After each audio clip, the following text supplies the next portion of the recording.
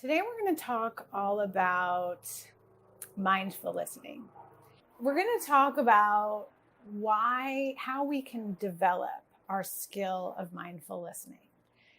Now, we might think that we already have that skill, that it's very simple, that there's nothing we need to do to develop that skill. But actually, as a coach, mindful listening is one of your most valuable skills. And there are four things we're going to talk about today. To develop your skill of mindful listening.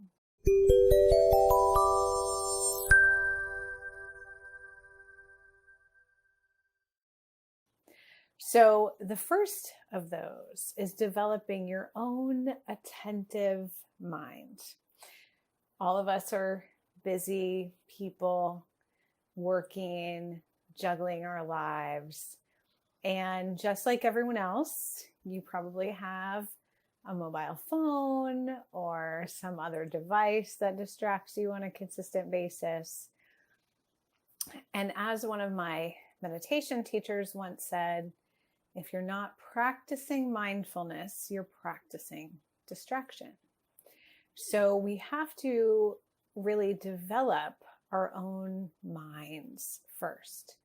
So if you're struggling with brain fog, if you're struggling with chronic fatigue, we have to give attention to our own physical, emotional, and cognitive health to optimize our own brain fog and fatigue. Because sitting and listening with someone to their story, to their insights, requires a deep attention that requires a lot of cognitive energy. So you have to take care of your own cognitive energy. So we do that physiologically with things like blood sugar balance, sleep strategies, nourishment to the brain, making sure we're not anemic, making sure we don't have brain inflammation. So taking care of your own brain is the first step towards being a really, really good coach. Step 2 is developing your own mindfulness practice. That's the second piece to developing your own attentive mind. A number of research studies have shown that developing your attention through a mindfulness practice as little as 10 minutes per day, but consistently, day after day after day after day. When can you fit in 10 minutes that you're not going to drop when you just don't feel like you have time? This has to be a prioritized practice, because even the research doesn't show the benefit often until about 16 weeks of practice. So 10 minutes a day, but day after day after day after day. What do you need to do to keep up that motivation? Do you need to share what you're doing in our Facebook group? Do you need to talk to your accountability buddy about that? Do you need to check in with me once a week on our live calls? We have a live call today. Today can be your day 1 of your mindfulness practice. I can see you at noon and we'll get that going. We'll keep you accountable, right? So 10 minutes a day, 20 minutes per day for advanced practice. But even a 10 minutes every single day mindfulness practice will improve your attention significantly. And attention is what you're going to need for the other 3 pieces of optimizing your mindful listening skill set. Okay, step 2. So step 1 is attending to your own cognitive health. Step 2 is, what are you listening for?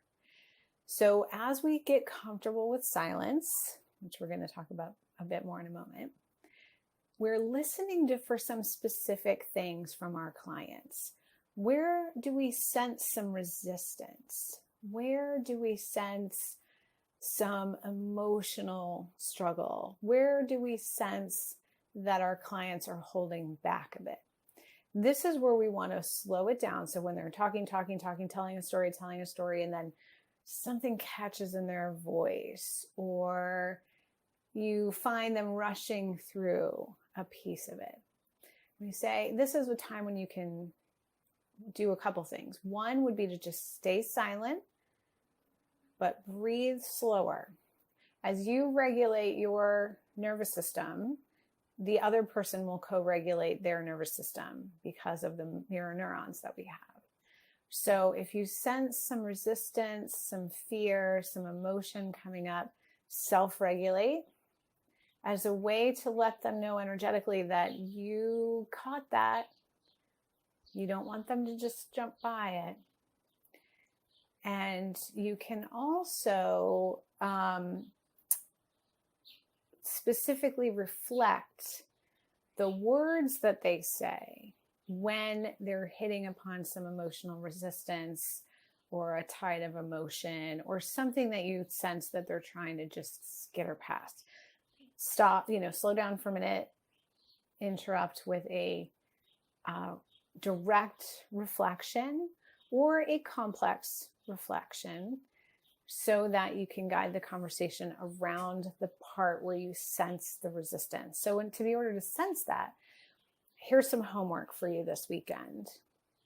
Every conversation that you're listening to, begin to attune your attention to what's under the words. So you'll be listening to, someone telling you something, then be interested in places where you notice resistance, fear, holding back, just in general in these conversations, and start to train your mind to be attentive to the emotion that's under the words. So we can start to know when to use those reflections and complex reflections and when to use more silence. So silence is advanced skill number 3.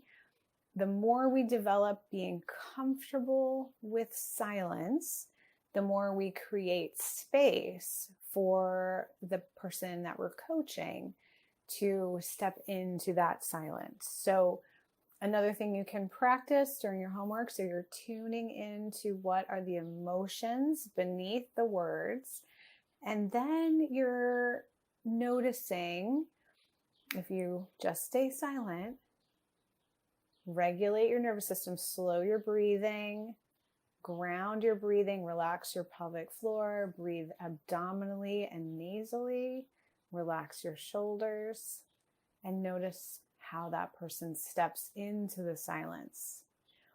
All right, and your final ninja trick for being an advanced mindful listener is the practice of using powerful questions to get below the words. So when you're noticing those emotions bubbling up or some sense of resistance or skipping by something that might be important, here are some questions you can consider. You can ask, why did you find that so challenging?